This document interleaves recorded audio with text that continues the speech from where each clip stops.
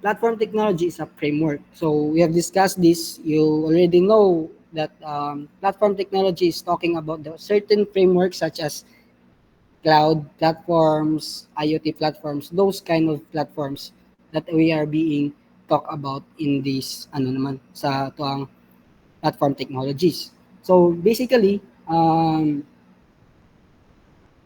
platform technologies is a framework for developing and deploying commercial applications. So allowing customers to run their apps without worry about technology that is being used. So the background or the build up for this for those applications or websites are being held on that platforms that we are going to talk. No, so next, so let's talk about when do you need a cloud technology platforms. So basically, it is a just what I have said. This SaaS one is very different from our previous ano um, SaaS or module. So more ilan siyang i-modified. So on the first SaaS or on the first module plan, we're talking about the ano na dayon sa why do we need to use cloud technology or platforms. No, so there are five frequent cited reasons people make the switch, which means why people change in using cloud platforms. So first one is that by using cloud platform technology, no, so this is one um, they need to be future proof. Two, they are expecting enterprise volume and or big data growth. Three, they want to lower the total cost of ownership. Four, they want to take advantage of cloud capabilities. And five, they want to ensure a secure, compliant cloud solutions. So these are the five reasons why people switches to cloud technology or cloud platforms. No, we have discussed this previously. What are the advantages of cloud platforms, di ba? So one of the advantages this is that like AWS, it is a cloud platform. One of the uses, di ba? One who use cloud technology is AWS Cloud, which, for example, the AC2, which we can store a certain amount of data depending on how much we paid for their products. Diba? It is called pay as you go, which we bought a certain volume of um, ano mga let's say mga products na gi-offer sa AWS. So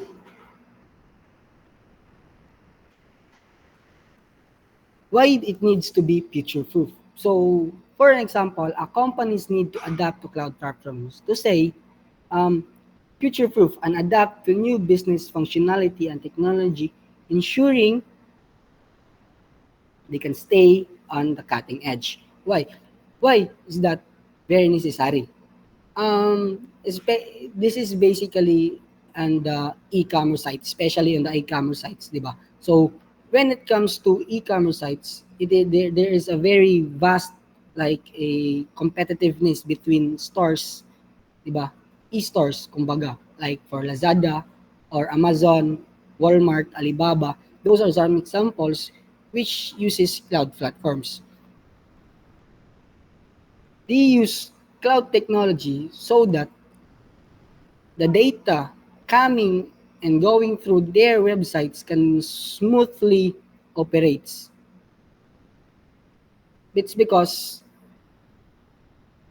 e-commerce sites always look at the ano 'di ba? They look at the let's say client's perspective. If the client is not satisfied with our website, basically they won't use the website or the store, e-store, kumbaga, they won't use the e-store or both some products if they are uncomfortable with the functionality it is. For example, if the let's just say just for example, GCash payment on the transaction should be flawless so that a customers buying a product should ano um be smooth. Like the transaction itself can be very fast. If the user, for example, ako, user ko, then I will bought something and then if it takes too much time to pass the data to the database of the of the website, example, the website na lang or to, for the Alibaba, it takes too much time, then I will be discouraged for myself as a as a buyer for that ano. So, with the use of cloud platform technology, so we can secure that functionality which is a smooth transactions which they provide to us. Then, two, expecting enterprise to volume or rise big data growth. So, just like what I've said, if for example we are talking about sa mga big companies, so big companies like Amazon, Walmart, yeah, those those companies again. So if we're going to talk about that, so they have a very vast let's say very vast clients or customers that they are buying day by day or are they are in their website. So the volume of customers browsing into that into their website, it you're in IT, so you basically know this. If there are a lot of transactions being held on that website, it might crash, diba? So yes, yes. Ay, sorry, nakakalimot ko slideshow.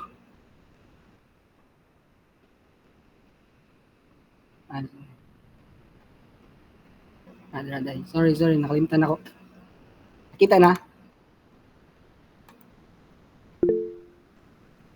Sila to. Dai. So, so next is we have the sa atong expecting enterprise volume and or big data growth. So expecting that we have a very big customer. So we need a lot of storage for the upcoming datas or yeah, upcoming datas that going and out from our websites, 'di ba? So and cloud technology already have that functionality in there, but it is like on the previous lesson that we have a um, the pay as you go, which means we bought a certain bandwidth or product nila na mas dako siya og kanang capacity na mo-handle sa data. That is one of the reasons nganong ginagamit jud ang cloud technology. Then next is we have lower the total cost of ownership. So lower the cost of total ownership. With this, let's say um, ano naman siguro ni it is very understandable naman we with the cloud platform technology they have certain kind of ano mga offers, di ba? We have offers kung ano lang dapat ang ato ang gamiton depending on the usage of our client or ato ang company or ato ang website. So depending on that we can already know what are the only things that we need to be purchased, which is the pay as you go is very effective because knowing what we are only going to use, so ato siyang maibanan ng ato ang ato ang cost, like sa ato ang mga domains, what are the domains that are being lang, then security, So ato ra jud siya calculate, and then dili ta maka ano, we ka ma let's say ma-avoid na to ang kanang mga um, things that are bought unnecessarily. So makapalitag ka ng mga functions which is unnecessary to be used in our websites. Then they want to take advantage of cloud capabilities. Basically, those are one of the very important thing na tuwang i-take. Nganong most of the businesses or people are switching to cloud technology is because of the advantages na tuwang makuha sa cloud platform. Like cloud computing deployment is gaining momentum due to its expanding capabilities, including modern platforms which elasticity, high performance, security, and privacy. So those are the things nga pinaka gi-push jud sa to ang cloud platform technology, which is the elasticity, high performance, tapos security and privacy pa jud. Those are the main reasons nganong um, ginagamit jud ang cloud platform technology. Performance, say for the performance, it is very highly standard. We can assume that cloud platform is a worldwide, I mean, Amazon or EWS is a worldwide known company which is being used through through the world, right? Ginagamit siya sa every country, which is ano we can we can be ensured na ang performance sa tuwang ginagamit na platform is highly used, which means it is very it's been tested already by so many people. And then security, AWS provided high security on the data that are being transacted on their platforms. And then lastly, for the they want to ensure secure, compliant cloud solutions. For example, the company, diba, the company prioritize a secure, compliant cloud solution, focusing on data integration and access points to protect against hackers and then maintain the local law.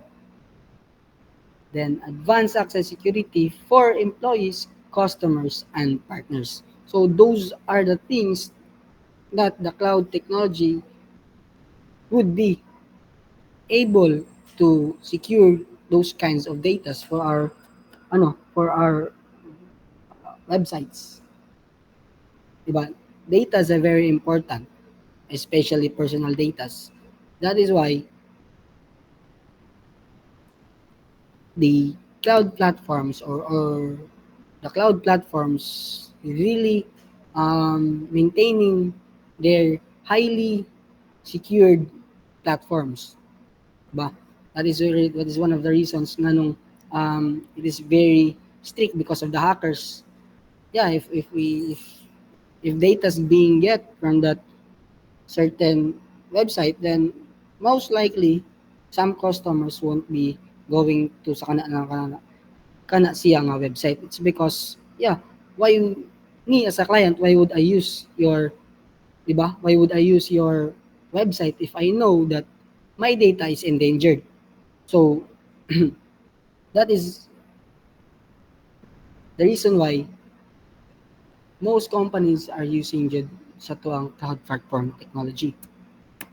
Next, let's talk about the platform technology components. So there are few components, no? So we have the user interaction, data insights, tapos application, integration, database, and developments. So for the user interaction, so the user interaction is made up of two parts, which is the user interface or the UI, and then the user experience, which is the UX. So as a IT student, so we have already known this, what are their main purpose, especially for those who want to be an UI UX. No? UI UX very um, very high likely good jud siya sa kanang mga creative persons, which is wants to create a much better user experience for our clients. So next is data insight. So data insight have become a driven reasons to move to modern ERP or on a modern tech platforms. So for example, businesses require a real-time and then accurate information for decision making. So data insight is that thing why platform is being used because of the data insight. It's because of the real-time data that we get from our website. For example, the sales of a certain product, the data that we can get from them. Tapos, applications. Then, the application layer provides functionality for performing business tasks. The application layer provides the functionality for performing business tasks. So, application can span the enterprise such as ARP for um, to address um, and narrowing scope like departmental data, and then like accounts, payable accounts, those kind of things. Despite the similarity in software, the application development platforms can significantly impact the system performance and updates. So the application itself is very necessary, for the not only the UI UX experience is the thing that we should consider, we should consider for the for the user's experience, but also the application itself. If it's going smooth, and then the functionalities that we provide for them is very applicable for that certain application. Then the integration. The integration may be simple, such as an extension of the core functionality with third-party features, and the functions are industry-specific adds-on designed to work seamlessly with primary system. So, integration.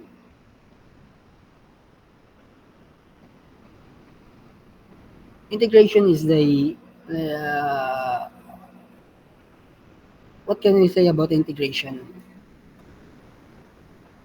In other cases, no, the work could be more complicated, involving integration with another ERP or CRM or applications or a customer's property. So let's just say those things can be very complicated, but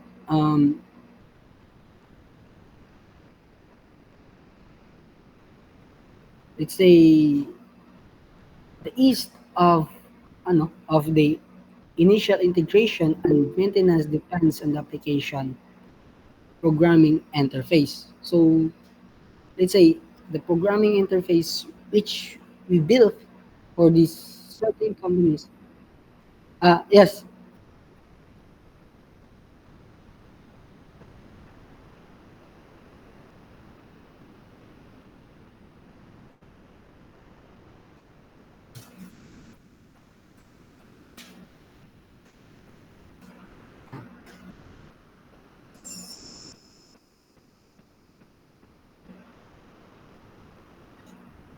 Okay.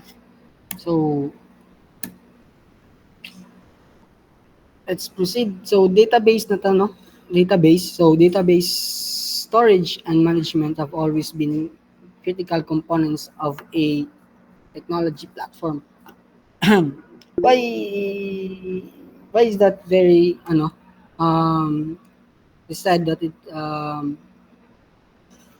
data storage and management has been always critical components of the platform technology. Why is that?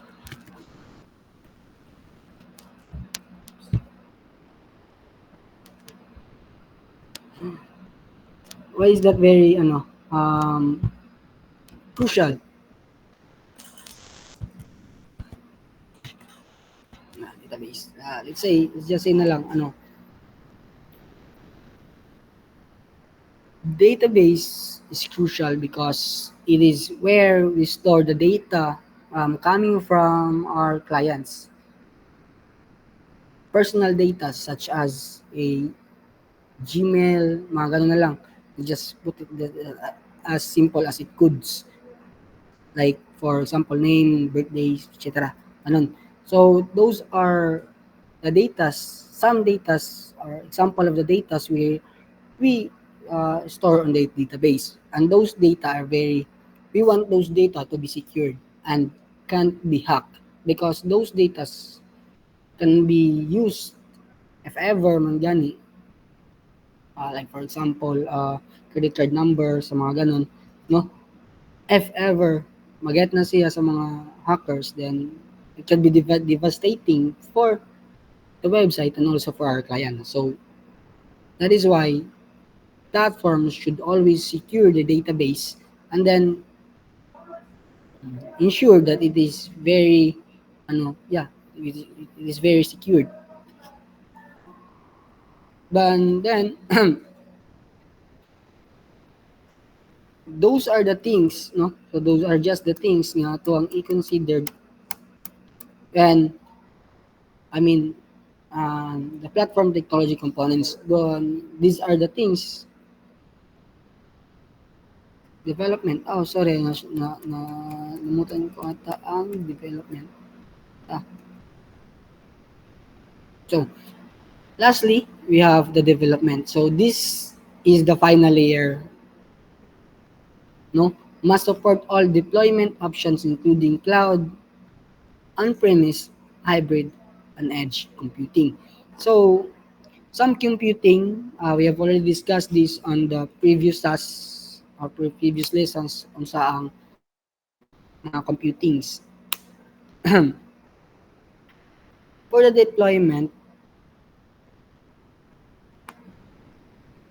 let's just say um, cloud platforms are increasing popular for new ERP, then functionalities due to their minimal and then hardware management, tapos secure pa siya, and then it has a virtual application for deployment, which is a ano, I just say it is for just for an example for AWS, it has a software application or a website which we can use which we can use for navigation for our ano for our websites or apps. Ano, tapos deployment, then it has a data resource or backup and then additional resource when needed. So those are the things that we should consider before deployment because it is the things that um, should be included in our cloud.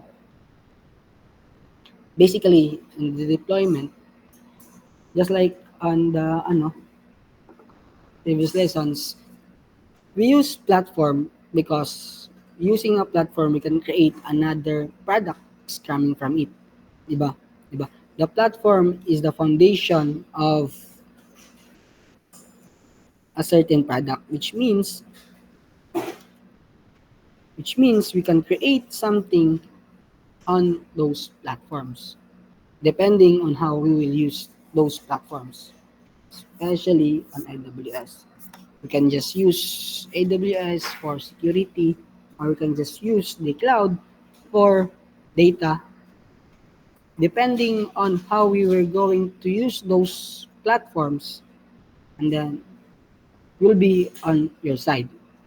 There are platforms na there are platforms that, let's say, there are platforms that we can use to create mobile applications such as Android platform. There's an application platform technology which we can use to develop um, Arduino, Arduino technology, which we're using IoT platforms, di ba? There are very a lot of platforms that we can use. So I think that's all for our lesson for today. And then yeah, I think that's all. So wala mo questions, guys.